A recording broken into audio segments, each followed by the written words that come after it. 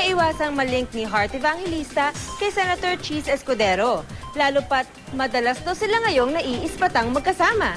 Kaya si Heart may nilinaw tungkol sa tunay nilang ugnayan ng senador. Yan ang chika ni Aubrey Carampel. Sa press conference ng ikatlong yugto ng Luna Blanca, hindi nakaiwas ang dalawang bidang sina Heart Evangelista at Bianca King sa mga intriga, lalo na tungkol sa kanilang love life.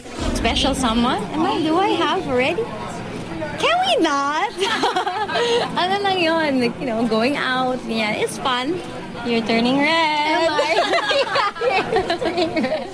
Matunog pa rin ang usap-usapan tungkol kay Heart at kay Senator Cheese Escudero na madalas daw nakikitang magkasama. Pag-aamin ni Heart, nagkikita nga sila ng senador pero nang tanungin kung matatawag na bang dating ang kanilang status. I'm confused kung yun na ba yung tawag nila ngayon. Dating ba yan o meeting or going out? I'm confused but it's just like that for now. I'm not really in a rush.